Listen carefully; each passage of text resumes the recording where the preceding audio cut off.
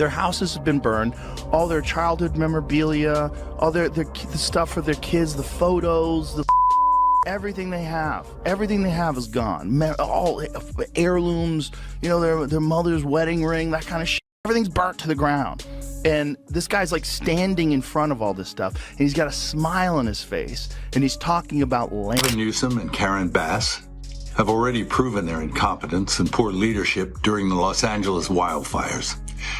Now, as we experience rampant lawlessness and civil unrest, it's never been more clear they're unable to respond effectively and responsibly during Joe Rogan and Mel Gibson just tag-teamed Gavin Newsom with a verbal beatdown so brutal it could have headlined a pay-per-view. Rogan dissected Newsom's polished delusion with savage precision, while Mel dropped cinematic-level fire on California's poster boy for chaos. From luxury lockdown dinners to dystopian streets, they exposed the governor as all style, zero substance. If you've ever wondered what happens when Hollywood grit meets podcast fury, this roast is the political reckoning Newsom never saw coming. Seen Gavin Newsom discussing how great Biden is? No, but that's got to be something. It's wild. It's absolutely wild. He, first of all, discusses how he would never run against such a great man. And the way he says it is like, he went to 10, and you didn't have to go to 10. You should have been at 5 or 6. Should have been calm and discerning. Like the way you're saying something like that when you're talking about a great person, this is like a guy in a movie. Who in their mind would want to run when you have someone of such esteem as our... Whether it's sheer incompetence or outright malevolence, the reality is stark. California's in a state of turmoil, and I asked my fellow Angelenos, why are Gavin Newsom and Karen Bass still in office? How much more of their destructive decision-making masquerading as leadership are we going to talk? Joe Rogan strolled onto his podcast stage with that signature skeptical smirk, the one that usually means someone's about to get verbally body slammed. He didn't need notes. He didn't need prep. All he needed was the name Gavin Newsom, and suddenly he was on a mission to dissect a walking haircut with presidential delusions. Rogan leaned forward like a detective who just found a stack of clues labeled hypocrisy, and every one of them had Newsom's face on it. The way he praised Biden, I would never run against him. A man of character. Like, I'm old school. It's, God.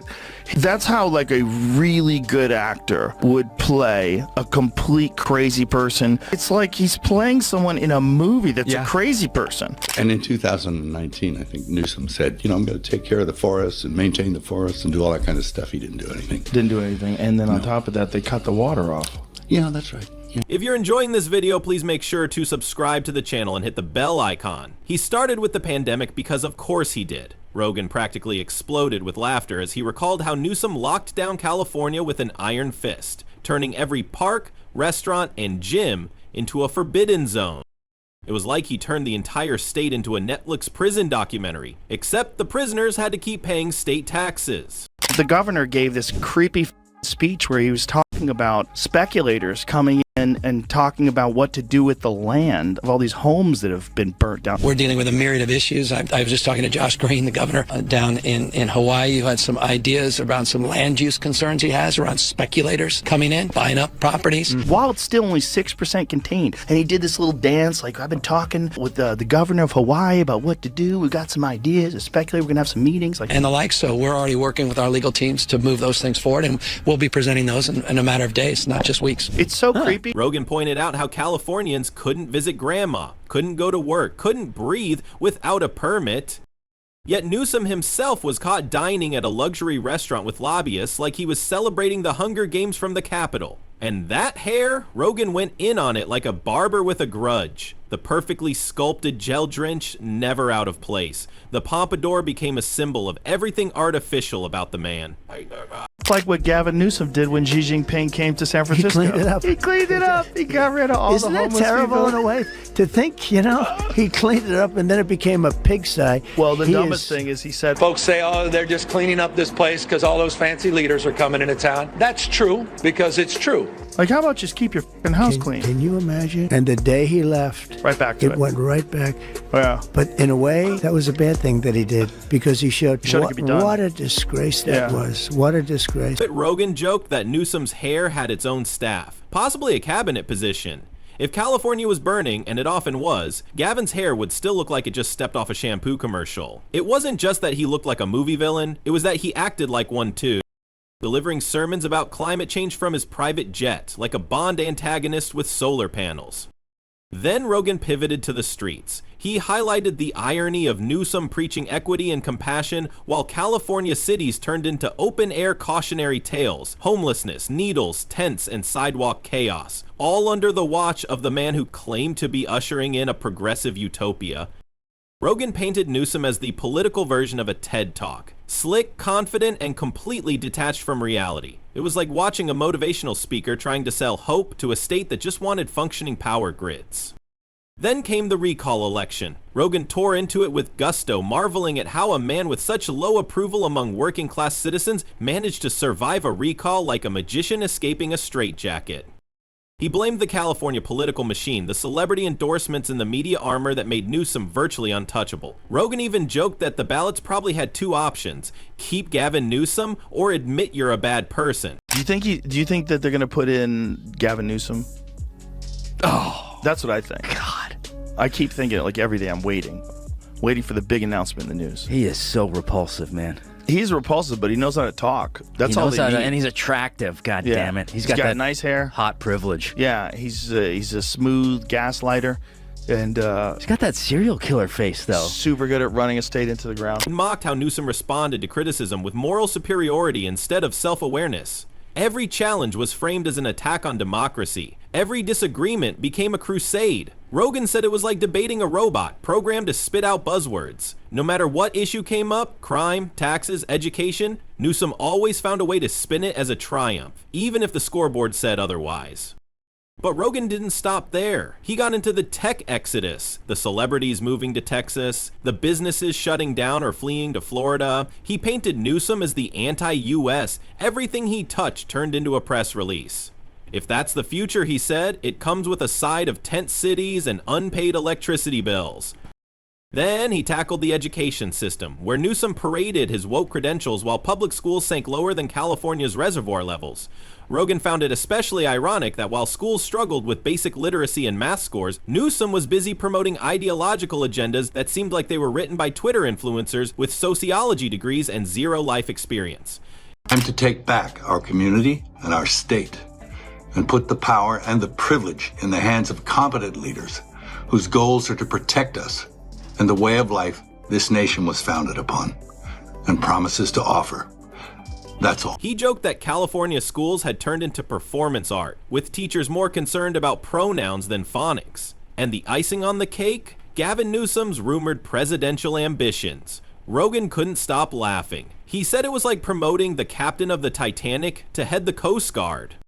Rogan warned the country that if they thought inflation and border chaos were bad, now wait until Gavin got a national stage and a pen. California, he argued, was the beta test, and it failed spectacularly. Then it was Mel Gibson's turn, and unlike Rogan's surgical sarcasm, Mel came in swinging like he was storming the gates of ancient Rome.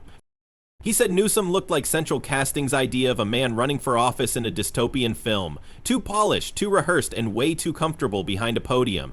Mel said the guy smiled like he was closing a deal with the devil and thought every photo op was a Calvin Klein ad. The way he rolled his sleeves up for press conferences, Mel said, was the political equivalent of a costume change to pretend he knew how to fix a car. When Gavin Newsom talks about California, he's like, I'm very big on California, very bullish on California. California has all this industry. Hey, fucko, they're all thinking about moving. The only reason why they don't move is because it's too difficult to move. If it was like every business could instantly pull up roots and replace everything and have everything running in a week at the other place, They'd all be. Gibson targeted the double standards next. He railed against how Newsom ordered people to stay home while enjoying luxuries reserved for elites.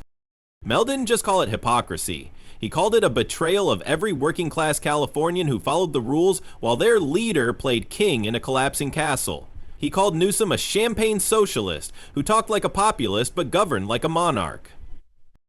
And the theatrics. Oh, Mel tore into those. Newsom's speeches were dissected like badly written movie scripts, overacted, overridden, and filled with dramatic pauses that meant absolutely nothing. Gibson joked that Gavin practiced his expressions in the mirror like an actor, trying to nail the role of concerned governor number 3. He said it was like a medieval kingdom ruled by a man who banned torches but forgot to install lights. He mocked the state's obsession with banning plastic straws while entire forests burned due to negligence and political posturing. He claimed Newsom talked like he was saving the planet while his policies turned cities into disaster zones. I actually talked to Gavin Newsom the other day. Did you really? Yeah, and What's that like? Does he smell like sulfur? it was by phone. I was talking to him on the phone. It's such a weird. He smelled like that was too fast for me. Sulfur and hair grease. Yeah. No, but I was making fun of. I shouldn't even make fun of it because it's so tragic. But what's happened to the state and people living on the street? And what is his non-gaslighty perspective? He said, "Go back to Russia. You like Russia so much." I was like, actually, I'm originally from San Francisco, but I can't live there because... He really told you to go back to Russia? Of course. I mean, he was laughing, whatever. And then came crime. Mel said California had become a real-life Grand Theft Auto, and Newsom's solution was to release criminals early, lecture the police, and host a press conference about unity. Gibson called it delusion, the kind that could only come from a man surrounded by sycophants in suits who've never waited in line at a DMV or walked through downtown LA at night without a security detail. He even joked about Newsom's posture, always upright, always composed, like a mannequin in a Banana Republic window, pretending to know what inflation feels like.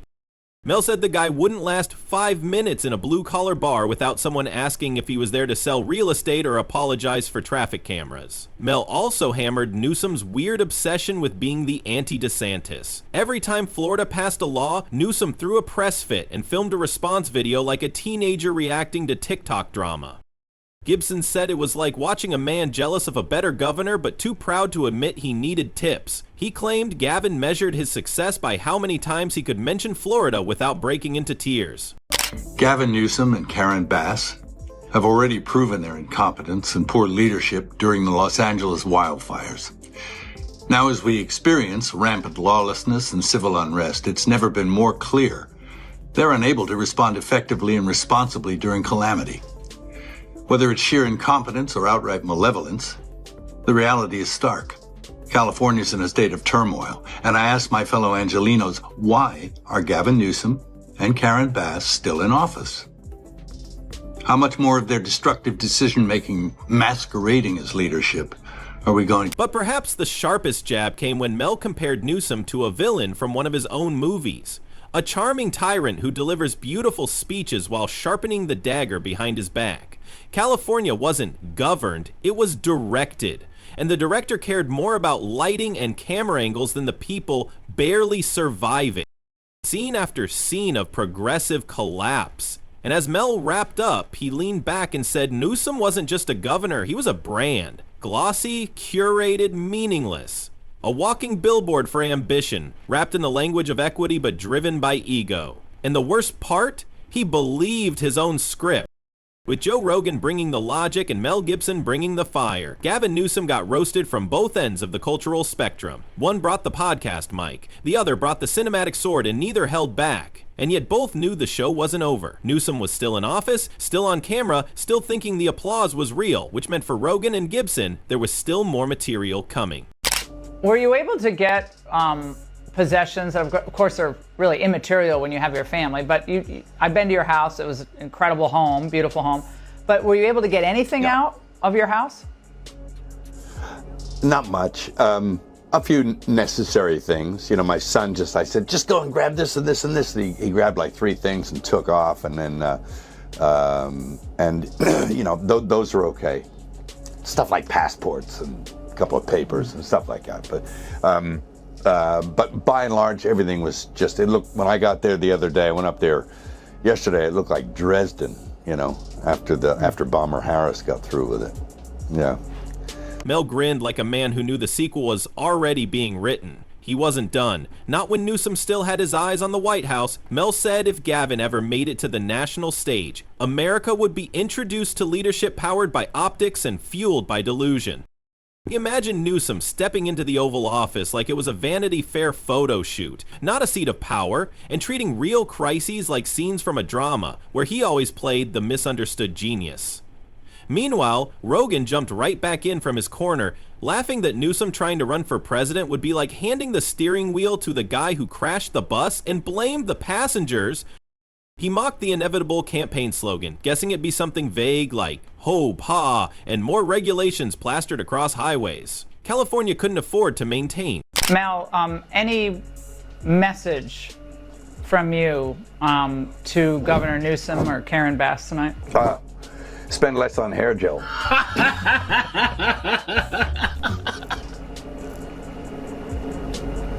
That's it. Yeah. You know, what can I say to them? Not big admirer of either. I don't like him either. Then came the ultimate irony. Both Rogan and Mel from entirely different walks of life saw the same illusion. Newsom wasn't leading, he was curating. He was the human version of a stock image. Perfect smile, polished tone, and not a single real-world problem he could actually solve. His policies read like feel-good scripts with tragic endings, and his speeches were emotional lullabies masking fiscal nightmares. And while California continued to bleed, residents drowned in taxes and spiraled into bureaucratic chaos, Newsom still stood there, smiling like the star of a show no one wanted to renew. Rogan chuckled, Mel scowled, and both knew that as long as Gavin Newsom kept pretending the camera was his best friend, there'd always be another episode of mockery, another scene to dissect, and another perfectly styled disaster to roast.